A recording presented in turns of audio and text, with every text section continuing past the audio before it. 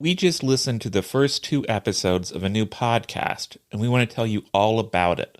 The show is called Nobody Should Believe Me, and it's a groundbreaking investigation into Munchausen by proxy. Anyone who listens to Murder Sheet knows we really appreciate a deep dive into a subject. Well, no one has ever done anything of this depth and breadth on the topic before. You will be enthralled by the stories it tells, but even more importantly, you will learn a great deal about how to keep kids in your community safe from harm. But what makes this show different is that the host of the podcast, novelist Andrea Dunlop, has a uniquely personal connection to this subject. Someone close to her was investigated for Munchausen by proxy a while ago. So to her, this is not just something that happens to other people. Her personal story really gives this show an emotional punch. It also means she really makes an effort to get at the humanity of all of the people involved, all the victims and survivors. This isn't a podcast that focuses on the gruesome details. It has heart. Andrea really uses her storytelling skills to help us get to know the wide variety of people whose lives have been affected by Munchausen by proxy. New episodes drop every Thursday. Listen and subscribe to Nobody Should Believe Me on Apple Podcasts or wherever you listen to podcasts. We get support from Audible. We've all got busy schedules. And I'm sure sometimes you feel like with all the things you have to do, it's hard to find time for the stuff you love to do, like reading. That's why Audible is so great. Audible offers an incredible selection of audiobooks across every genre, from bestsellers and new releases to celebrity memoirs, mysteries and thrillers, motivation, wellness, business, and more. Plus, as an Audible member, you can choose one title a month to keep from their entire catalog, including the latest bestsellers and new releases. And also, I have to say, I love how the Audible app makes it easy to listen anytime, anywhere, when you're traveling, working out, walking, doing chores, wherever your day takes you. Cleaning the bathroom has really never been more fun. Let Audible help you discover new ways to laugh, be inspired, or be entertained. New members can try it free for 30 days. Visit audible.com/listening or text listening to 500-500. That's audible.com/listening or text listening to 500-500 to try Audible free for 30 days. Audible.com/listening. Ever wasted a little too much time trying to be more efficient? No judgment. We've all been there. The good news? Monday.com helps your organization save time and achieve more. With just one work platform, you can keep every department in sync, improve your workflows, and cut out repetitive tasks to reach your goals faster. Let's not lose any more time. To nail efficiency, start your 14-day free trial at Monday.com. Content warning. This episode contains discussion about child sexual exploitation, child sexual abuse materials, and the murder of 2 children. After it became increasingly clear that there was a catfish element to the Delphi murders, we decided to periodically feature interviews with professionals who specialized in that field, so that we can all become better educated about this troubling subject. This week, we talked with Tony Godwin and Brandon Poor. Both men are Texas-based police officers who specialize in Internet Crimes Against Children, or ICAC.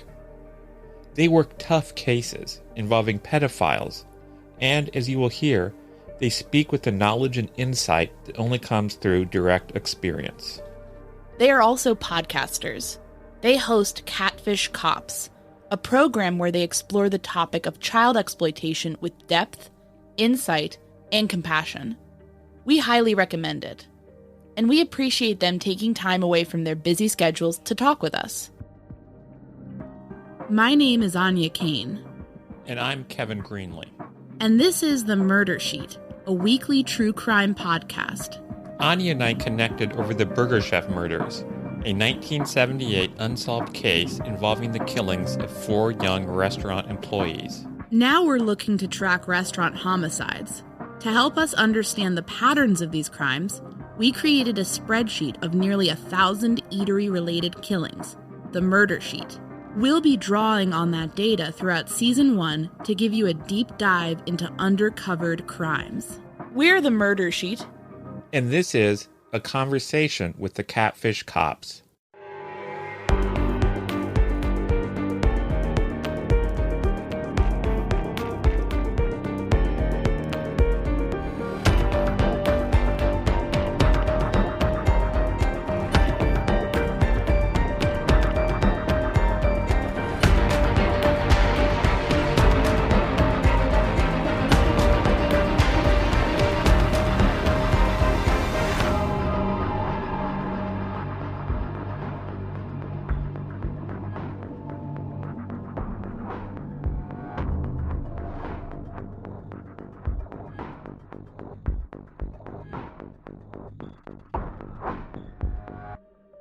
we'd love to start by hearing a bit about your experience.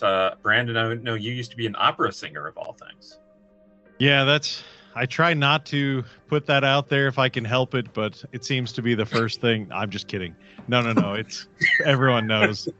Everyone knows. Yeah, I started off singing opera professionally and did my graduate degree and work in New York and sang for a couple years. And then after I got married, I decided that I needed to find something that kept me home more. And much to my wife's surprise, I mean, she calls it a bait and switch. I became a cop. So now my cousin calls me Copra. So. That's greatness. And let me tell you, that dude can sing like nobody's business. I've seen him do. What was the baseball game we went to? You did the national anthem and. The Rangers game. Yeah. Yeah, we whatever the seventh inning. Amazing Grace. America. God Bless America. Yeah, I thought it was Amazing Grace, but yeah, it was. Man, this dude can sing. That's nice. Thank you. What's your background, Tony? Well, I was in the military for 5 years, but I was a cop in the military. I worked my way up into investigations, and then when I got out of the military after 5 years, I was pursuing law enforcement, and I landed where I am in North Texas, and that's where I've been for now 30 years in April. So that's it. Grew up a military brat. My dad was military, my mom was military, my brother was military, so I grew up all over the place, traveling and stuff, living in different places. Typical military brat, moving every 3 years or so. I'm curious, what made the two of you decide to spend your professional careers working on the issue of child sexual abuse? Okay, I'll just be ugly honest with you. I was a detective, and I was working child-related crimes. It wasn't. It was basically where I was assigned. I didn't choose to do that, but I was put there. And so, I just come from the mindset of wherever I'm at, whatever that is. In my agency, we get to specialize, and that's kind of a specialized unit. And so I just decided I'm going to do the best that I can do. And then once I started working those cases, and I thought, man, what a better group of people to be helping, which are kids being victimized. And what a better group of people to put in prison that are victimizing kids. And so I just, began to enjoy it. To move where I'm at now in ICAC, specifically, I was going by the copier one day and I saw the guy that was doing the job before me, and he was in a Bermuda shirt and some shorts and flip-flops and had a beard. And I thought he was on vacation. And he's like making copies, and I was like, dude, what are you doing? And he's like, oh, I'm getting a case ready. And I'm like, what? And he's like, yeah. And I'm like, you come to work dressed like that? And he's like, yeah, nobody cares. This is what I'm doing. And so I'm like, I want to do that. And so he's like, be careful what you ask for. And lo and behold, a couple of years later, that opportunity came open. And that's where I've been for the last almost 17 years. So, yeah. Because of how you dress. Because I get to have a little fuzz. And nobody really cares what I wear. They give me the benefit of the doubt. How about you, Brandon? Mine is vastly different because we didn't have ICAC here where I work, and we don't mention our agency specifically, but both of our agencies are very similarly situated in size, and we're kind of the heart of the Metroplex. So I started in juvenile investigations in 2012, 2013, and then I actually put in for the position of detective in our child crimes unit in 2014 and got that spot. So the first couple of years of being in child crimes is quite literally, just feet to the fire. You're investigating all of the cases that involve child sexual abuse, child physical abuse, child death, and homicide. We had 3 big child homicides within 6 months of each other. And so I spent the first couple of years, which is why Tony and I have this, we really believe that coming from the foundation of being victim focused and looking at these cases as just a larger outpouring of the dynamic of sexual abuse as a whole is really a more holistic way to approach these crimes. Some people look at online child sexual abuse as just its own little thing, and they're quite literally overlapping. I kind of attribute it to sort of like the Venn diagram. They're the overlapping circles of child sexual abuse as a larger picture. So back in 2016, we didn't have anyone doing internet crimes against children at my agency. And so I went to someone and said, we need to start working this. There was a lot of work piling up and available to do. And so they said, would you be willing to do it? And that's how I'm here today, 8.5 years later. Given, over the course of both of your experiences, how have these kinds of crimes or trends among perpetrators, or what you're sort of seeing, how these child sexual exploitation crimes on the internet, like, have those changed since you started? Or are you kind of just continuing to see, the kind of the same thing over and over, I guess? I think the behavior is the same, because there's predators online looking for prey, young kids. The method of how they are able to communicate has gotten far worse over the course of my time, and probably even over the course of Brandon's time. First coming into this, it was, not that it was harder, because they're all out there, no matter where you go. It was just different than it is now. Today with technology, every kid on the planet has a phone. And so it makes it much easier. Yeah, it does feel like it's not necessarily the problem has evolved as far as, the human aspect of the behavior and the basically the crime itself is very much the same as it's been for, all of humankind, all of human existence, as far as. And we use that word predator very specifically because quite literally we see them preying on the most vulnerable, the most manipulative and easy to approach and just sort of use for their own purposes. So we see what's really changed is the evolution has been in technology, and like we've seen even just in 8.5 years. I know Tony started, it was online chat rooms, and then it kind of went to, from message boards to online chat rooms, and then, from the evolution through Craigslist and Backpage being taken down to then apps being introduced. And we just see this huge shift in the way the applications are being used. Every new app that comes out, kids are jumping on. And so, what used to be in 2013 and 14 very popular for a kid to use app-wise, now those are the same apps that the kids now are saying, that's for old people. We don't get on those, and Facebook is the quintessential example, right? And so the way that it's happening is still the same, but the methods and the tactics being used have changed considerably. And how would you both characterize the scope of the issue of child sexual exploitation on the internet? Like, from covering topics along these lines, we get the sense as lay people that it's bigger than anyone would want to imagine. And I guess, is that a fair characterization, or how would you describe it? Yeah, that's a very accurate way to put it. I comment sometimes. We do a lot of teaching, with different groups on almost a monthly basis. And when I'm talking to people, I'm trying to explain it, to put it into context. And in one realm of what we do, which involves the sharing, downloading and uploading of child sex abuse material, CSAM, like, I try to impress upon people without the freak out mode of, we literally could do this 3 to 5 times a week, every week for a decade, and never run out of people to go after, because it's such a prolific offense. And people, I don't know that they grasp it. But that's the reality. Yeah, it's sort of, I hate to see it, but it feels almost like we come into teach parent groups and, their faces, they look horribly just terrified at the end of it, because, we don't sugarcoat. We do believe that educating the public is the best way to sort of attempt to stop this problem.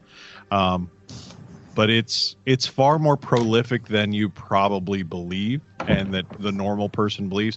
So much so that what we say is like, someone, and the same thing we've said for years about, someone, even if they would never say this, that is a victim of child sexual abuse. Someone who has this problem, who has either looked at child sexual abuse material, who has communicated with a person under the age of 18 online. People in your circle that just haven't been caught or told you about that because it's so prolific. I'm here. You say the problem is so massive and that you could work so hard and barely make a dent. How do you prioritize who to go after? That's a good question. And I guess the simplest answer, not that there is a simple answer, but the simplest that we can offer you would be someone who has immediate access or availability to a child. Those take precedence over everything. And one of the things that we strive to tell people, to educate people on is, while we are doing things in undercover capacities all the time, all of that is based on real cases, real things that have happened to real children. And that's where we realized, okay, this is an arena we need to be in so that the chances of them meeting us versus a child is better, but the priority is access and availability to a real kid. And we have different approaches. Tony and I have different things that we spend time doing. So, the proactive undercover work is one facet of what we do. Going and taking down people who are downloading and sharing CSAM is another facet of what we do. I think, as Tony said, our biggest priority is looking for those people who, as far as online, those people who are offending on kids in a hands-on offense and then sharing that material. Those are our biggest priority, no matter what we're doing, as far as the undercover proactive or looking for those people who are what we would call a producer of that material. So it's very similar, as I think the public's very aware, that kind of this concept in the drug world, the drug concept of not looking for the low level user when you're looking for the person who may be making it. I think it's similar. We're not in the drug world, obviously, so I don't speak to that, but I certainly say that that's our priority, is to look for those people who are abusing kids, making children available for sexual abuse, and then sharing that material online. And one other component, which we didn't mention, which definitely bears mentioning, is what are called cyber tips. The National Center for Missing Exploited Children is sort of the nationwide clearinghouse for anything that happens online with internet service providers and young people. And so when those tips come in, and they come in a lot, the numbers are staggering about how many are coming in on an annual basis. And those can range from anywhere from inappropriate communications or uploading or downloading material. They run the gamut, but that's where a good portion of law enforcement around the country that's their bread and butter, because they're such a high volume of those. And so those take a priority too sometimes. But we look at the way kids are interacting with these predators online. We're those guys that ask kids when we teach at a school, like, hey, what apps are you using? What are the ways you're interacting with other people online? Because those sort of insights give us a good way for us to proactively look for ways that we can step into the middle of, step into the gap, so to speak, between the predator and those kids, and sort of be the person that catches them before they get to them. We've noticed for both of you, you have experience with the sort of the technical aspect of actually extracting evidence from devices, phones, technology. And that's something that I don't think we could begin to understand because we're both pretty technologically illiterate. But I was wondering if you could speak a bit to that process and what sort of unique challenges arise when you're sort of dealing with technology and getting the information and the evidence you need off of technology. I'll go first because Brandon is phenomenal in this category. Like I'm telling you, he's in the top 2 people I've ever encountered that have the ability to do what he's doing, even though he's going to deny that greatly. It's not, for me, I fell into it. I didn't seek it out to go and learn it. I am very grateful that I have a low-level knowledge, and that's as far as I'm going to go with it, is low-level, on what to do and how to do what needs to be done. But it came as a necessity for me, and so it doesn't come easy. It's very much a perishable skill if you're not doing it, and so that's why I have to rely on folks like Brandon, who it just comes natural, and he's great at it. He's excellent at it. And when he doesn't find some way to get what he wants, he figures out how to go find it and then figures it out. And then he tells a guy like me. So I'm maybe like a level and a half above you guys. But I am grateful to have the knowledge, though I will say in my entire law enforcement career, it was absolutely the hardest course I've ever taken in my life, ever. That's humility on his, but that is absolutely. I'm telling you the truth. No, and I will say, I think Tony and I work well and have worked well. Let's put it out there. Tony was my instructor on many of the things in this world of working this crime type. But much like I'd say most people's stories, like doing the digital side of the work, the forensic side of the work is really out of necessity. I mean, you think about anything we deal with, we are internet crimes against children detectives. We work online child exploitation. So it's always going to have a digital component, a digital component.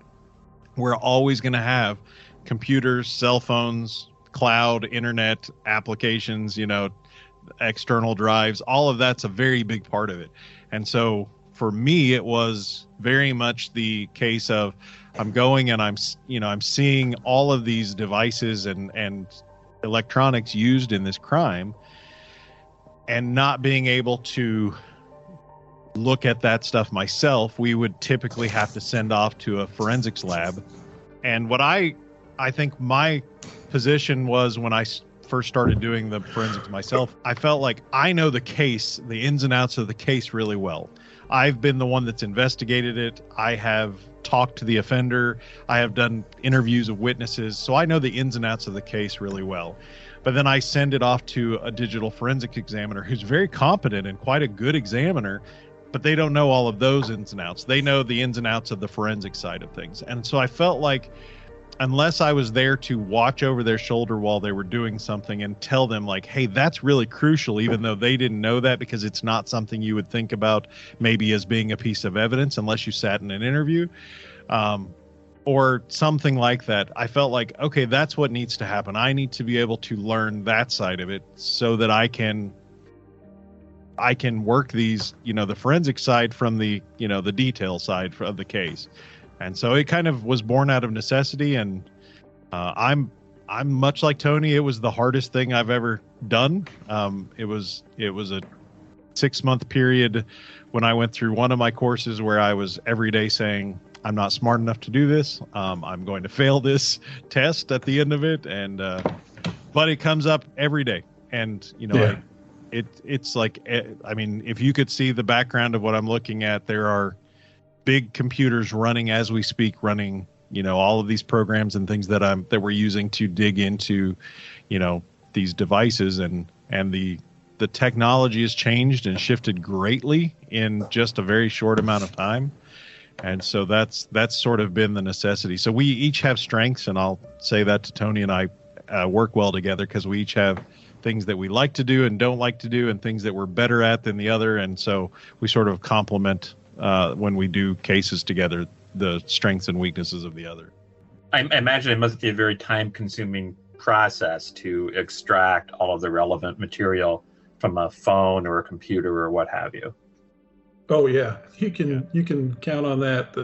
The thing that they emphasize during all of your trainings is everything is on the clock. Everything takes time. Sometimes time you just don't have, and so processes run all night, overnight, sometimes multiple days in a row.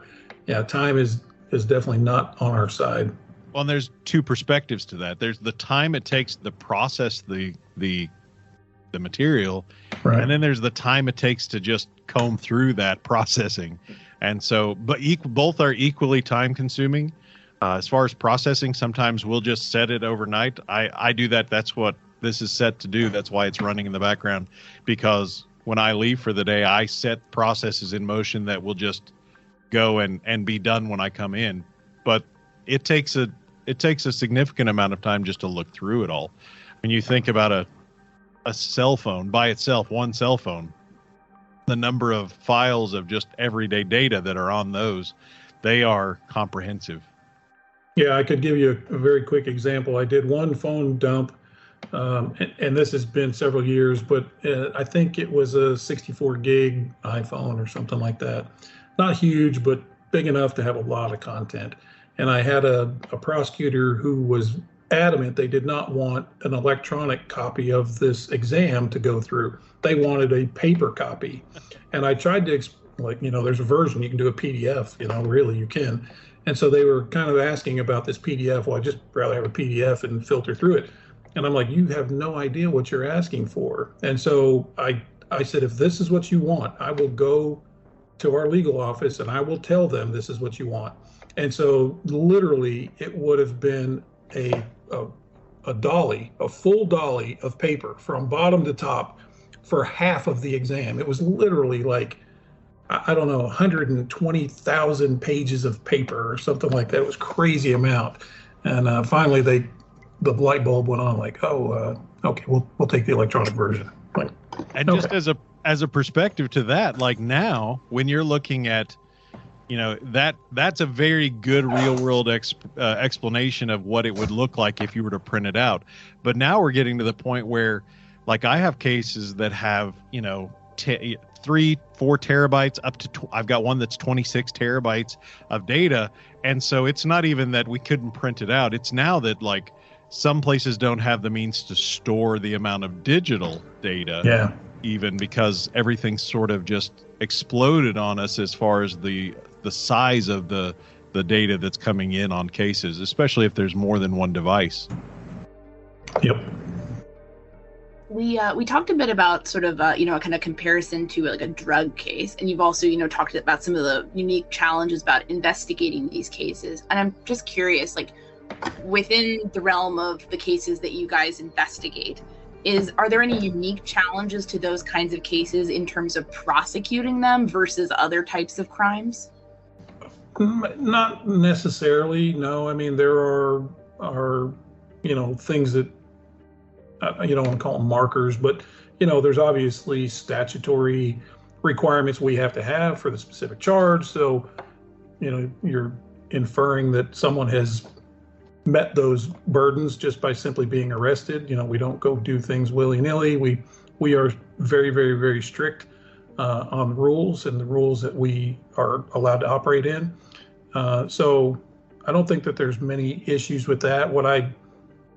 And I don't know if this is the right time to maybe mention, but I would say that what we do see, because we go teach all over the country, all over the world in different places, and we do see very consistently where there's a spike the ball moment. Like, there's a case that comes in and an arrest is made and there's the high fives and the spike in the ball and, yeah, we got this bad guy, and then the investigation comes to a close. And so what we're seeing, fairly regular until we do some education and training, is that that's not where it ends. That's technically where your case begins. And so from a prosecution standpoint, if you're not doing the proper follow-up with the information that is extracted from all the data that you seize, you're missing victims, you're missing people, and you're missing more potential charges.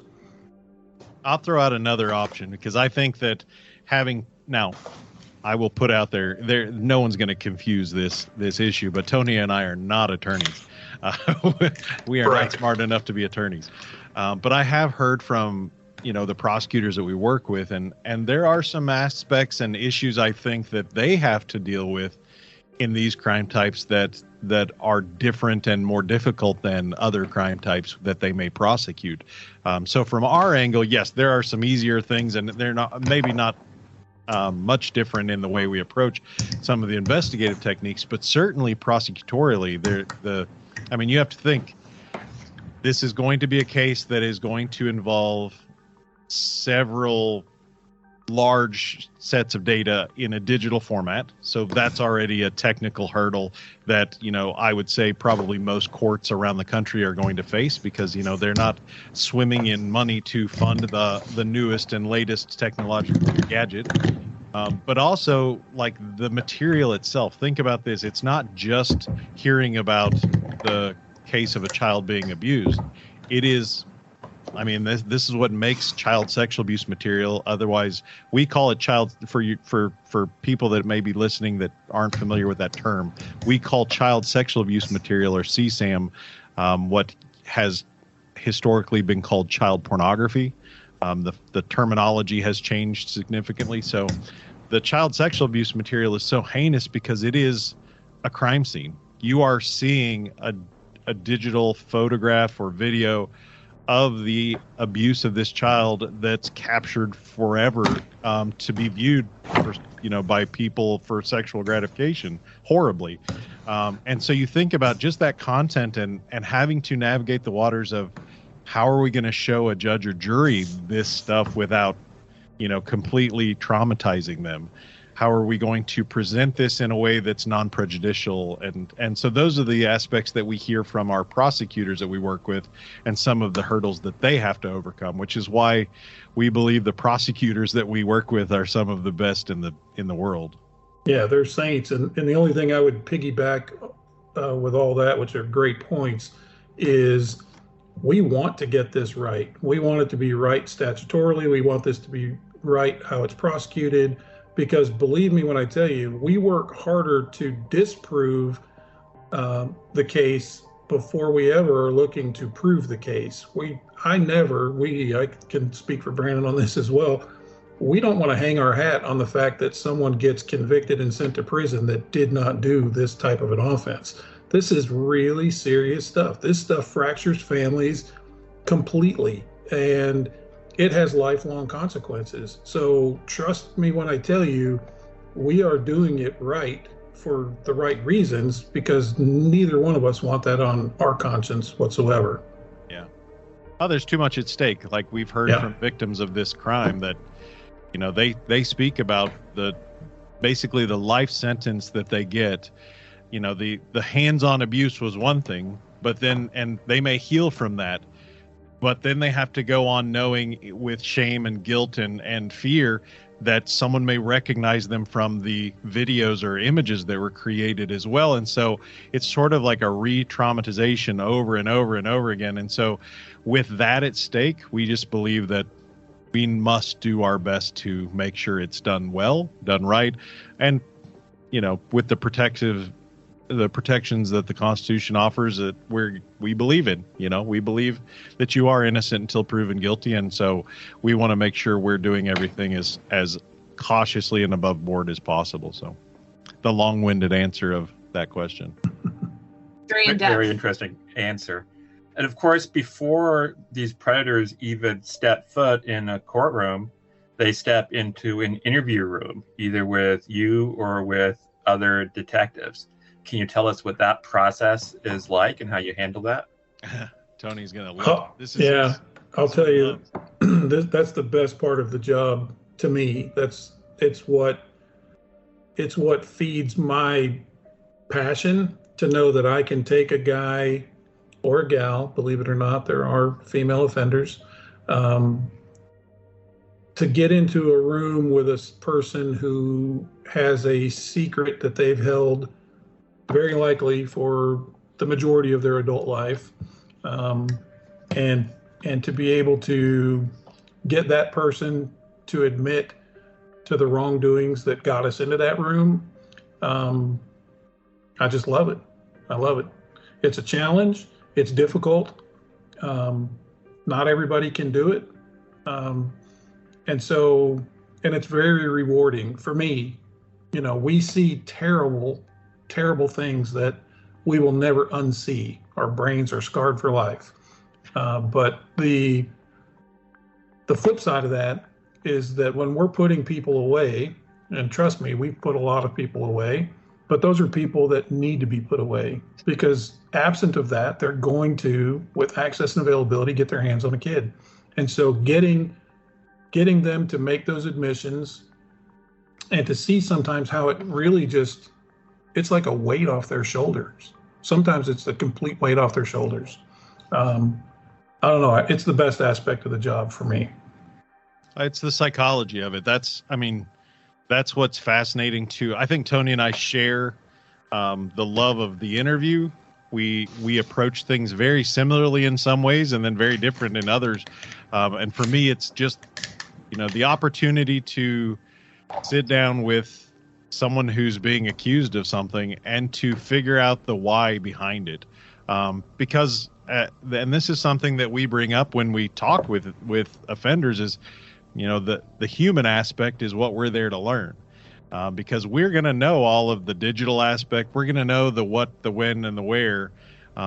But sort of the motivations, and believe me, there are motivations, behind everything that happens in any crime type, but especially in this one, there are, it's not just a one-dimensional monolith. It is a very multifaceted approach to their motivations for why they do these things. And so whether that's, some people, we've just talked with an expert on one of our episodes, and he brought up some people are only going to look at child sexual abuse material. They'll never have a hands-on offense. Some people are only going to commit hands-on offenses and not look at images because that's not their thing. And then there's, of course, the crossover and in between where one is fueling the other. And so to learn the psychology of each offender, that's the only chance we get to do it. We sit down and, that's typically when we interview the offender is the most honest they're going to be in the process. Where I think even research has said, their honesty is going to be at the pinnacle when law enforcement approaches for the first time. And so we believe that's our opportunity to sort of understand the psychology of why what has happened has happened. And so it's not just a gotcha. We want to get you to confess to something. Sometimes it's an empathetic, like, we're going to be the person you can talk to about this, that, while we don't understand it, as far as like how we can't sympathize in that we would never do what you've done. We are going to be understanding in the way that you can tell us how it's gotten to this point. And we're going to be able to, sort of understand what's been the motivation behind it. I don't know if that answers that question, Tony, or if you had anything. What kind of motivations do they give you? It runs the gamut. Some will, there's various things that come out of people's thought process as they are in that situation. One, it's very apparent very early that their mind is set on my life is ruined, and every dynamic is around that, because they can't see beyond. They can't see that there's a chance that, hey, they may be actively back in society. The process they don't understand. And so there's lots of things. Like, I don't know that I can think of not one that's worth repeating, because some of them are depraved. I think some of them, like, we have heard things like boredom. We've heard things, like the motivation is that it's, not all sexual, that it's I'd say that there are certainly times where offenders say, like, I'm not only attracted to this age, I'm attracted to all ages, but this age is just what I'm most attracted to. Some are saying, I don't even think some people have gotten to the point where they're honest with themselves about they're looking at this material, and we start to see, and Tony, correct me if I'm wrong in saying this, but like, we can see from what they're looking at a very definitive age range of interest that they're showing. And so, when we ask them what interests do you have, sometimes they want to say, 30. And, it's very quick for us to say, well, let me just tell you that what I'm seeing, that is not the age that I'm seeing your interest is. And so, there are much smarter people than us as far as the psychology of it. But the motivations, I think, if you get the truth out of them, if you get a true, honest, like they've sat down and given it some thought, I think it's very complex motivations that aren't just sexual, but I think there are some obviously some things that go along with it as well. Yeah. I think on another note, it's dependent on how loaded we are, and by loaded, I mean of information as we go into an interview, really can hinge how that interview may go, because even though we do get what I guess people would consider a high confession rate, or someone who does make admissions to these sorts of crimes, I would say that to get the real glimpse behind the mask kind of thing is kind of rare. We don't really get that really in-depth account from a bad guy or gal on every occasion, because sometimes we just don't have all the information available to us at the time of that interview. And so as we go into those interviews, not that they're being dishonest, they're just giving us what we're asking for, and maybe we're not aware of certain things. But that's where, from a digital perspective, we use that to our advantage, obviously, if we have that capability, because they can't lie about what's on the devices. That's the real true test of what they're really doing and really into, whether they cross over enough to tell us the why. Yeah. That's kind of the psychology behind it, I think. And their honesty only goes as far as, they're talking to detectives that are investigating a crime. So their honesty is generally only going to be as far as we know. They're only going to give us enough to sort of stop us from asking questions, but not give us, no one's coming forward generally and of their own accord saying, here is everything that I've ever done. We sort of had to pull it out of them strategically. I've only honestly had it happen maybe 3 times. Like literally just, had a person just tell me everything, like their entire life worth of stuff. And, so that it's more rare than you think. Yeah. And I mean, honestly, we're not doing anything or saying anything that is groundbreaking. We've just come up with some new technique of interviewing. Yeah. It is quite literally the same thing every police detective across the world has done with every person they've interviewed, where we just sit down and talk, and we're just trying to, glean the human aspect behind, what has driven a person to do what they've done. I'm curious, one thing we've seen in some cases we've, looked at or reported on is, people saying, oh, that's on my phone, I must have gotten hacked, or my friend had my phone and I was just passed out or whatnot. And I'm curious, is there a subset of offender that tries to make that claim at first, maybe before crumbling? And then, in terms of that, just from your experience, are you aware of that ever actually happening, someone getting hacked and somebody planting that on their device for some reason? Double-sided question. Yes, they try a lot. There's an actual name for that defense called the Saudi defense. Some other dude did it, right? And that's very, very common, but usually very easily to disprove.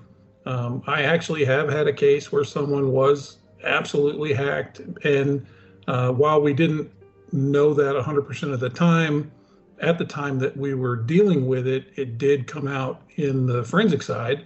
And he clicked on a malicious link, and that led to some other things. And but how do you unring the bell? When someone's credibility and somebody's character is questioned, from their perspective, it's very hard to unring that bell and get your life back, even though it would be completely justified to get it back. Yeah, I wouldn't have much to add other than maybe, we're always going to we're going to follow the evidence, because that's what we're looking for, is the truth. And so, if the evidence is there that something like that has happened, then absolutely that's going to be the way that we look at the case. We've talked a lot about predators and what they're like. Is there a typical profile for the type of child who is most likely to become a victim for this sort of crime? Well, vulnerability. Yeah. Vulnerable is absolutely the best word to describe.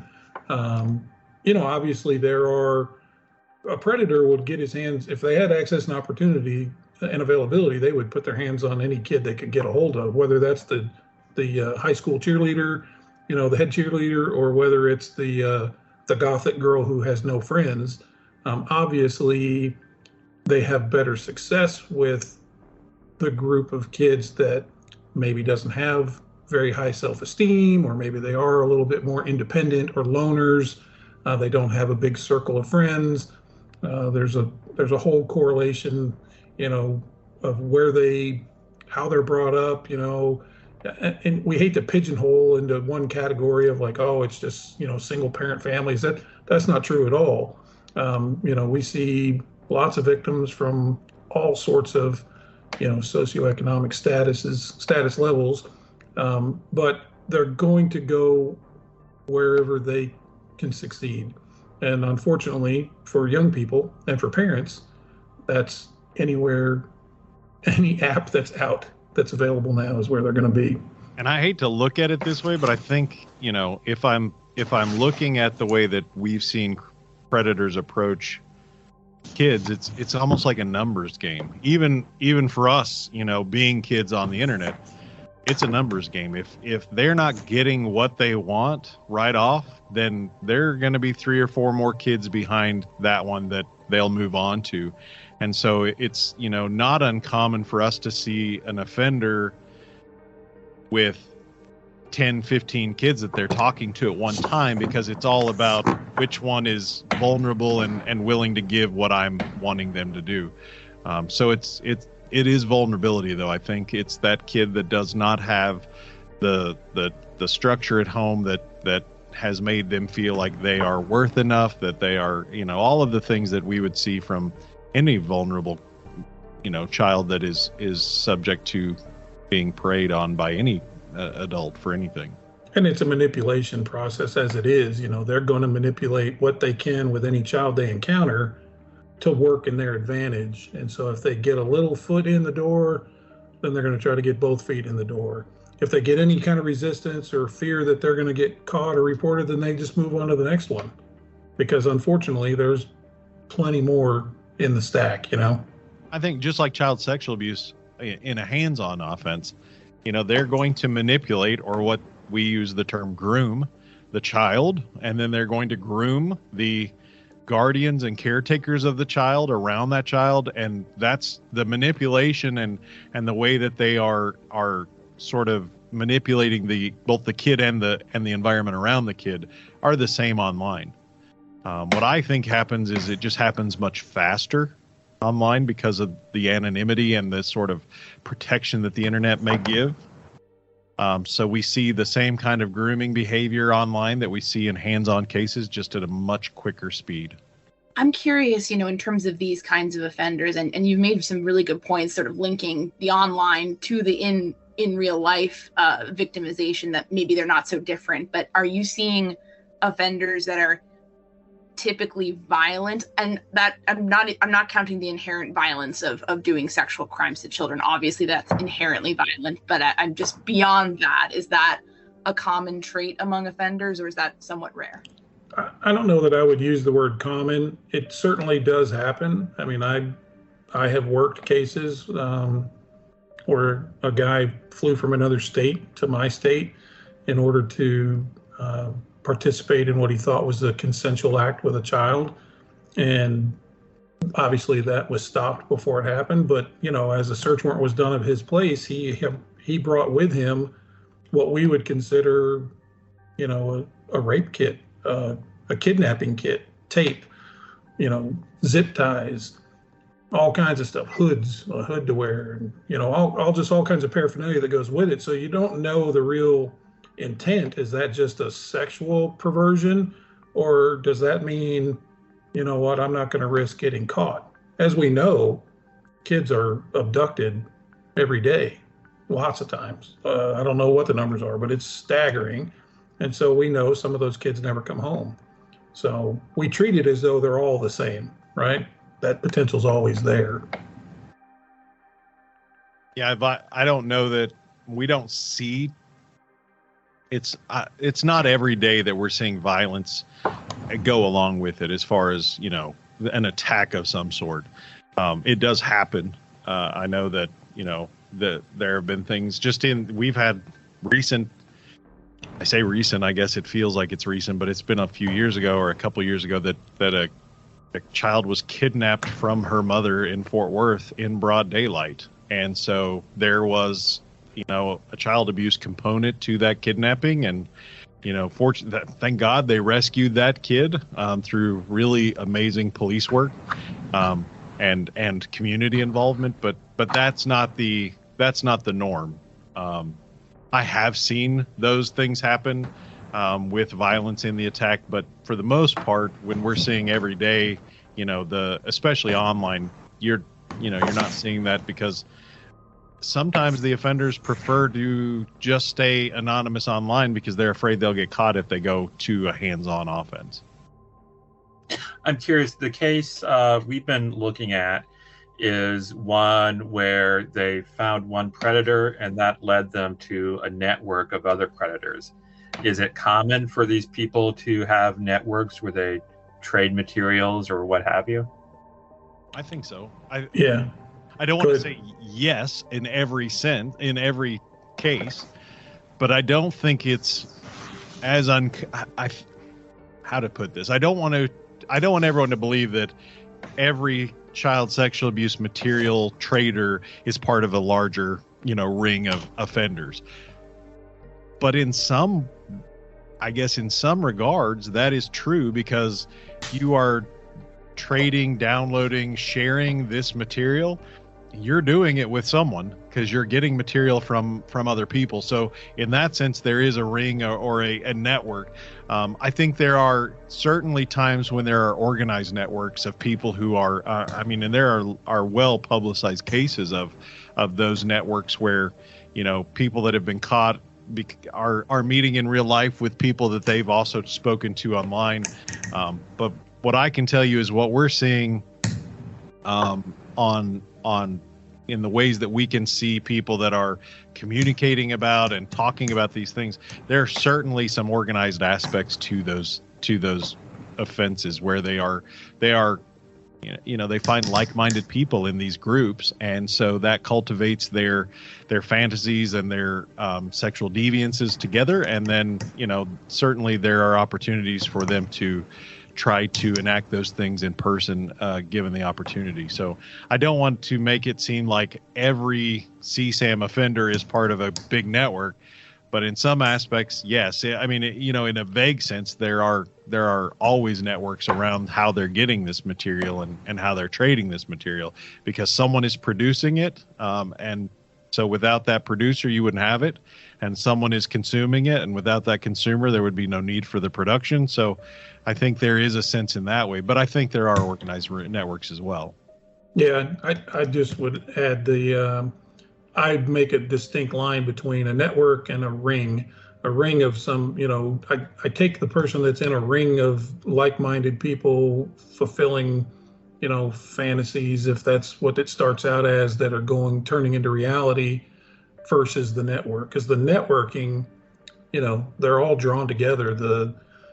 Just by virtue of how they're getting the material, like Brandon said, they're all networked into different platforms and methodology because they all have the same sort of propensity. Some are never going to go hands-on, as Brandon mentioned before, but it doesn't mean they won't share the content that they're seeking. So from the networking side, I'd say a good portion probably are, but from a ring, I think it falls, we hear a lot in our arena related to human trafficking, and there's a lot of people who believe that the kidnapper van is scooping kids off the street corner. And while that certainly is in the realm of possibility, it's not something we see very frequently, because we know that a lot of those kids are exploited long before they're pushed into that situation of trafficking.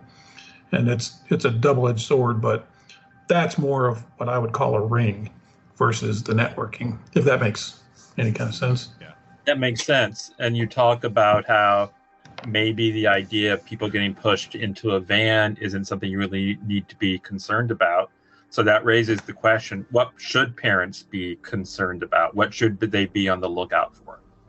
Let me Go ahead. Let me follow up to what he said about, we don't want to ever discount that you should be aware, and that, of course, kids are kidnapped and there are trafficking, things like that. Certainly that could be a possibility.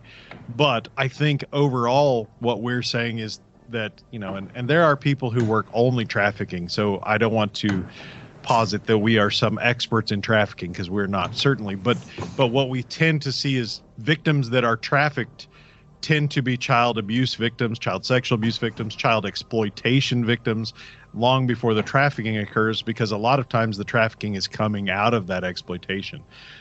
So to follow up on that, what should they be concerned with is, I'd say my answer would be twofold. You should be concerned with all of the things that you've been concerned with in the past, but just throw into the mix that all of those things that you were seeing happening in real life, in person, those are now happening much more frequently online first. So I would say the biggest takeaway for a parent is know what your child is doing on that device that you've given them. Because think about, what Tony said, that white van that kidnaps kids. We've long said when we teach people that, the age of the white van at the end of the block, that's long gone. That offender in the white van is coming right into your child's bedroom through that cell phone that you've given them, unfettered access to the internet, unrestricted access to applications and people on the other end of those.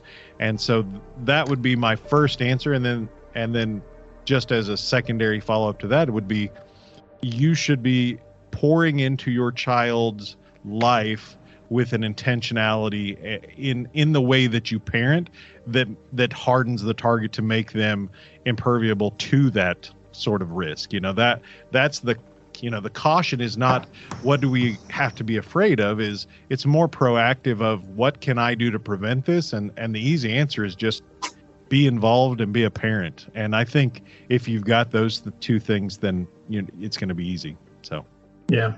He took the words out of my mouth. Exactly. I echo everything that he said. The only thing I would add is monitor. If you aren't a technically savvy person, educate yourself or get something that put on the device that will help you monitor some of the activities that go on there. We're big proponents of that. I use it with my own family. I just think it's very important. Aside from the intentionality, like Brandon mentioned, when we do presentations with parent groups or churches or, whoever will listen to us talk the paint off a wall, we will often say a couple things like, hey, you're not going to tell your 11-year-old, here's the keys to the car, go to the store and get me some milk and butter and bring it back. Why are you going to be so concerned? You're going to give them, like Brandon said, these unfettered access to a full-blown computer into the privacy of their own room and not be intentional about things. Or the talk. Oh, my kid's 12 years old, I got to have the talk. Well, if you're thinking about the talk, you're in the wrong mindset. You need to have many talks all along the way. And from a young age, we're seeing victims as young as 9 and 10, who are subject to online situations that are getting them exploited because technology is where it is. And there are kids in elementary school that have iPhone 13s and everything else. So it's a progression of just being involved and being aware and validating what you're hearing from your kid. Not that you're not going to trust your kid, because we all want to trust our kids, but we want to validate what they're telling us. Either that's through monitoring or that's through our own checking. And be careful what you're posting and what your kid's posting.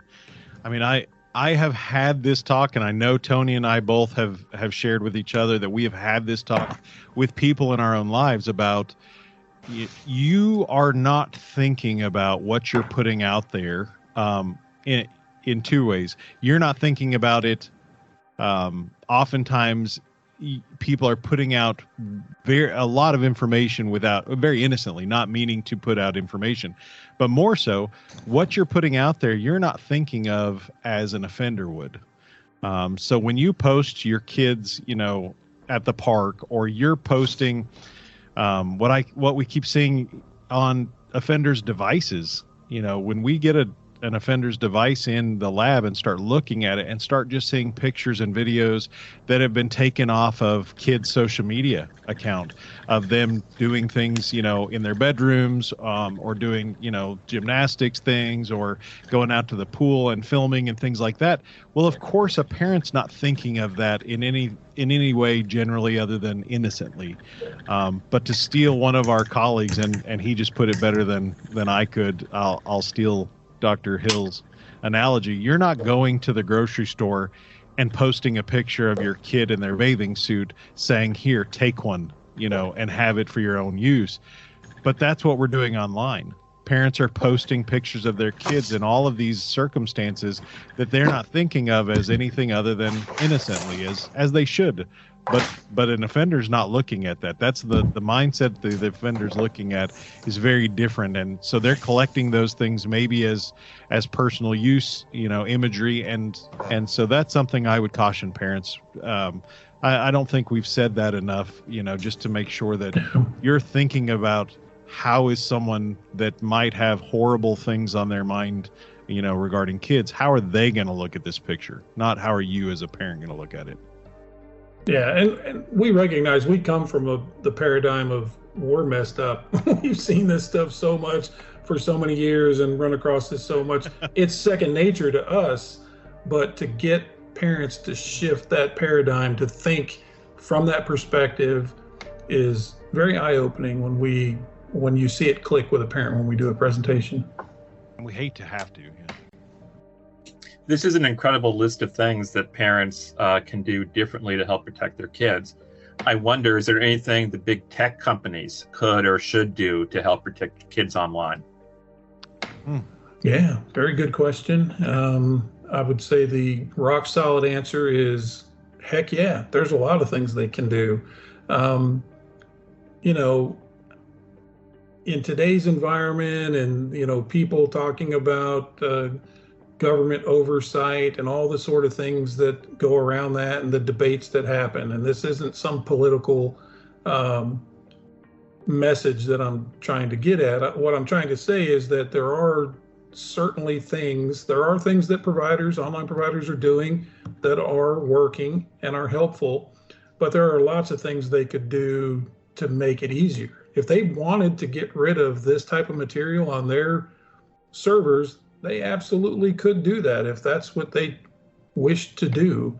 I'm not going to just put a blanket over and say that's not what their goal is. I don't think anybody would come forward from any platform anywhere to say we're not about protecting kids, because I think inherently everybody is about protecting kids. But we see the things that come across, and we see the things that sometimes are not always taken down rapidly.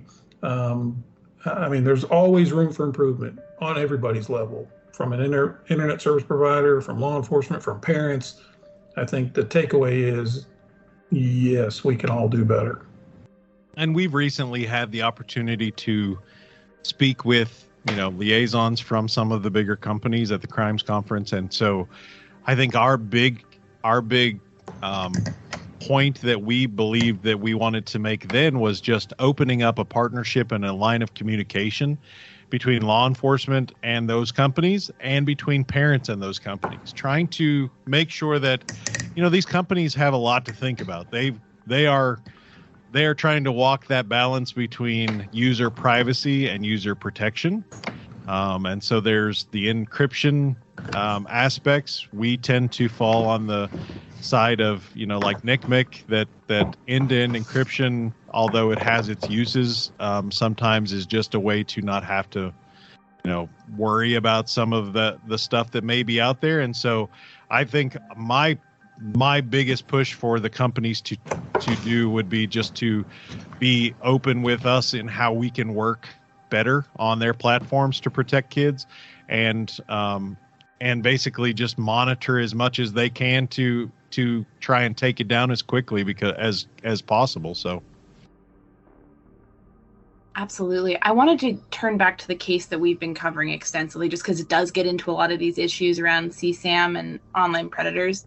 I'm just wondering if this is something that sounds like familiar in terms of investigations you've done, or if it sounds at all unusual in terms of offender behavior. And this is basically, you have an offender who's got a, who is a man, but is using a female name on the messaging platform Kik, and appears to be messaging back and forth with other people who claim to, have female names in their profiles, but appear to be other pedophiles or, offenders, and they're describing CSAM essentially. And is that some sort of like thing that is out there, or some sort of thing that you've kind of encountered in your investigations, or is that just totally off base? Wait, that they're describing it or that they're sharing it with each other? Sharing it, and in some cases sort of describing what they have, basically. Yeah, I think that's that networking that we were kind of talking about, where like-minded individuals are going to places where other individuals have that available. And they're looking, it's almost like they're always looking for new material. And so it's sort of that opportunity, and, we're seeing that's very common. I don't know that pretending to be female when you're male or male when you're female necessarily plays into it's not something we have never seen. It's just, I don't know that I think I'd have to think about the psychology of what's going on and what's the purpose. I've seen more often that an offender may pretend to be the other sex while they're messaging kids to obtain nude imagery. And so I have seen very commonly a male pretending to be a female child or juvenile who's then seeking out nude imagery of other males and then using that to extort them or blackmail them. That's a very common scheme.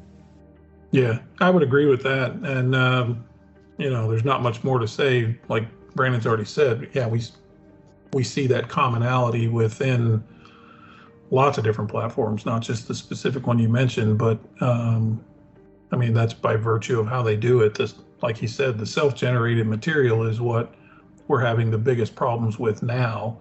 Just simply on the education side of that, where kids, their belief, their mindset is, well, if I know the person, it's okay as long as they agree not to share it. And so we really have to be vigilant in how we change their mindset that, no, that's not the right way to think. You don't need to do that. But that the common theme is there. Like you said, that's the whole networking side.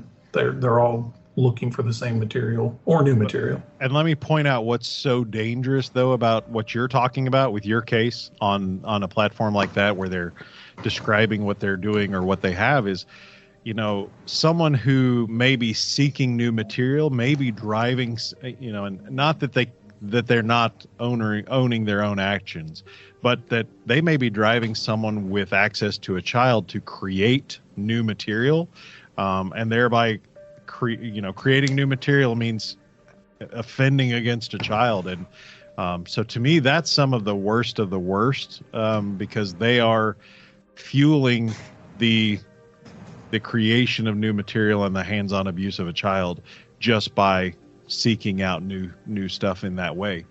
So very often we've seen that be the case, where the production of new material is occurring because others are sort of driving that need in that way. Yeah, it's horrifying. And then just one more case specific question. This is basically a situation where you have an offender. There's a raid on his house. His devices are confiscated. And there is CSAM on said devices, and internet searches, materials, images, videos. But he's not actually charged until 3 years later. Actually, over 3 years later, and that's been something a lot of people have questioned, or like, was there some sort of delay or mistake? And we don't have the answers. But I guess with your experience, we'd love to get your insight on like why that could occur. Is it just something that takes a long time to investigate and prove, and or does that sound like a long time for that gap to kind of be? There's a couple of factors that could come into play with it. The first one I could think of with a delay, and if I'm understanding, correct me if I misunderstood, but the warrant happened, the seizure of the devices took place, but no arrest took place for 3 years, is what you're saying happened. Yep. That seems a little out of the ordinary to me. Sometimes, if I'm in the context I'm thinking of, if you go into a house to execute a warrant and there's 5 adult males living in the home and it's one computer that's open, the burden is a little harder, not impossible, but it's a little harder to put who's behind the actual keyboard. That could be some factor. Maybe, I don't know some of the other factors that could cause a 3-year delay. That seems. I know hesitant. I think we're hesitant to say there are so many factors that could come into play. The ability to get into devices. Maybe the possibility of finding victims. I'll say that tends to spark longer periods of investigation when you're finding victims.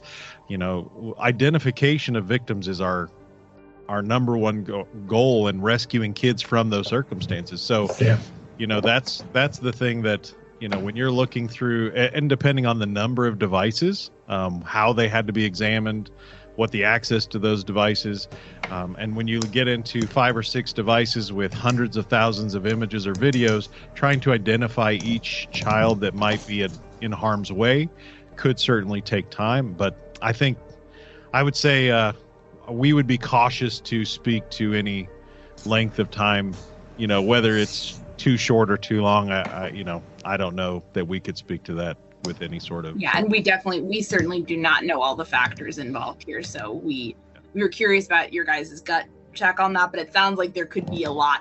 And I know in this case there certainly was there were numerous devices, I believe, involved. So that is a factor here. Well, and Tony's had cases with 8,000 victims, and so the time and effort it takes to try to identify and really track down, and I mean, just honestly, even tracking down the law enforcement officer in the area where the victim is to try and get contact with. That's something that does take a significant portion of time as well. And so, there might be that at play as well. Do the victims, once they're discovered, do they have to typically testify at trial? Is that a common thing, or are they often, unfortunately, not discovered and the trials sort of go on without? I would say it's a depends kind of thing. In my experience only is what I'm going to speak on.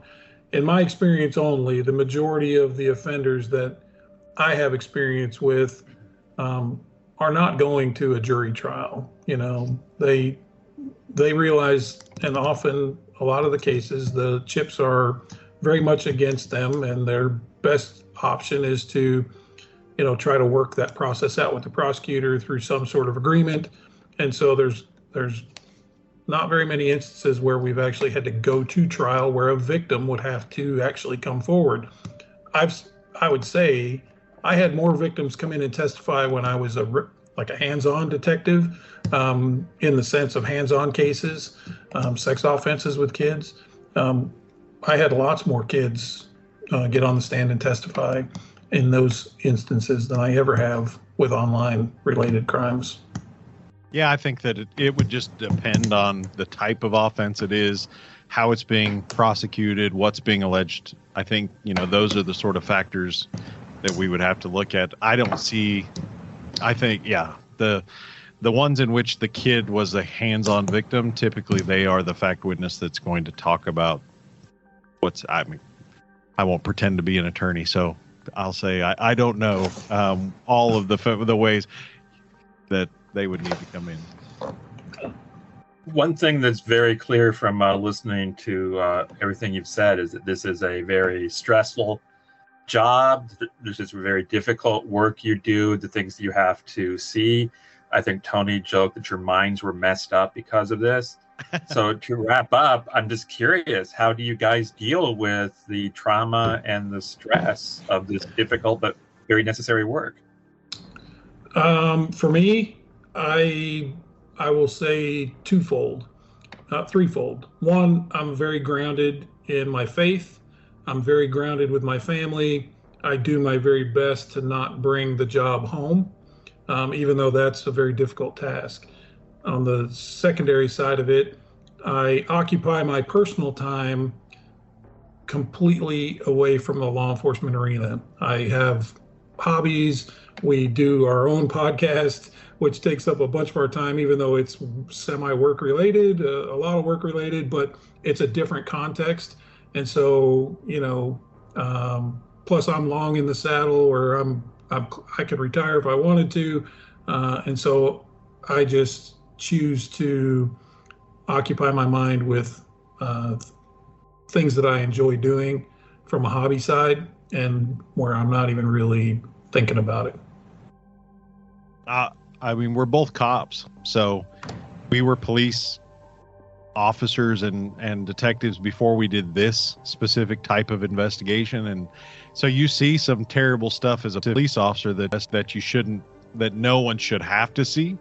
And so I think early on I learned how to sort of separate the two, compartmentalize, the terrible stuff you're seeing is horrible, of course, but someone needs to work to try to help these children and save these kids from this horrible situation and make sure that, people are held accountable for doing horrible things to kids.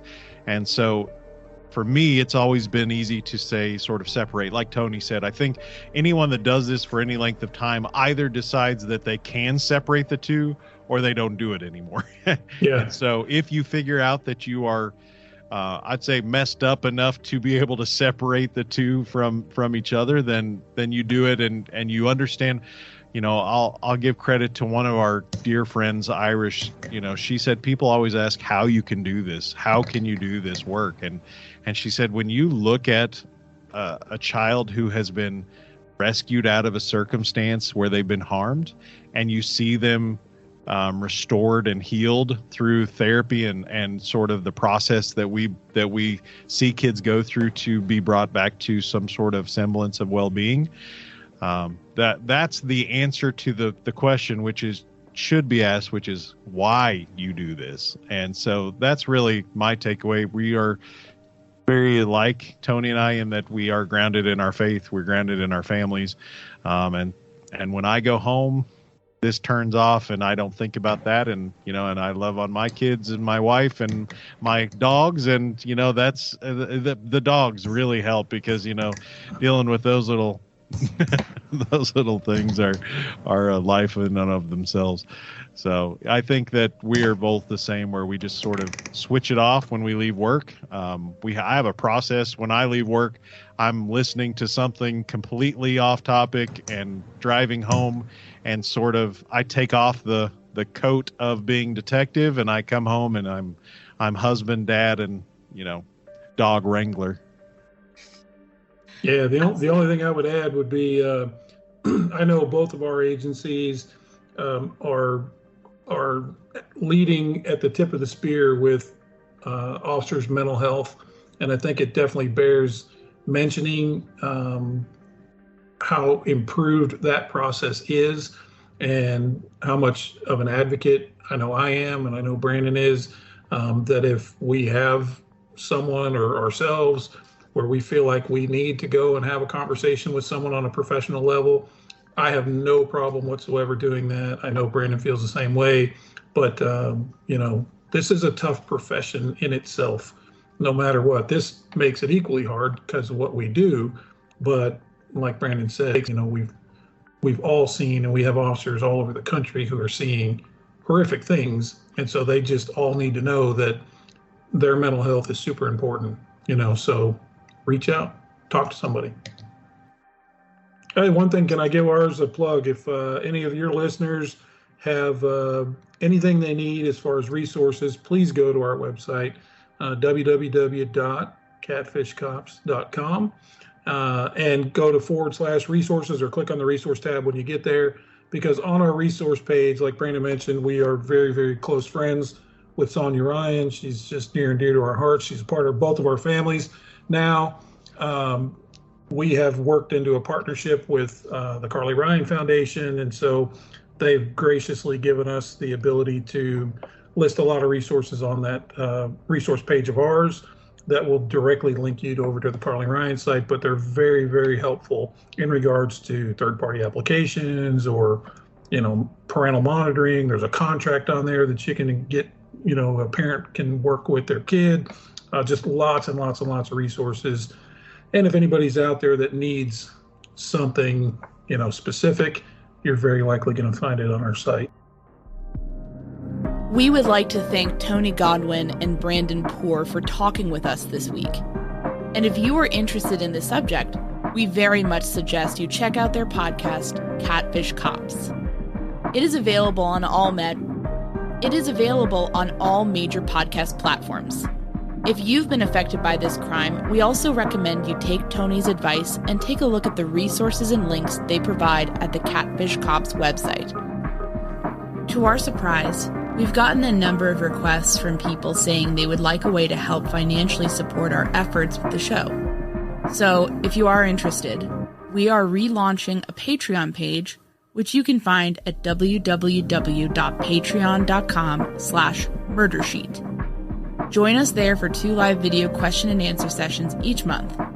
You can ask us anything, suggest new cases for us to look at, or even offer ideas for new leads for us to follow. If Patreon is not your thing, you can buy us a coffee at www.buymeacoffee.com/murdersheet. Thanks for the interest. Thanks for listening to this episode of The Murder Sheet. As always, thanks to Kevin Tyler Greenlee, who composed the music for The Murder Sheet, and who you can find on the web at kevintg.com. To keep up with the latest on The Murder Sheet, please make sure to follow us on Instagram and Twitter at Murder Sheet, and on Facebook at MSheet Podcast, or by searching Murder Sheet. If you enjoy listening to The Murder Sheet, please leave us a 5-star review to help us gain more exposure. And send tips, suggestions, and feedback to murdersheet@gmail.com. Thanks so much for listening.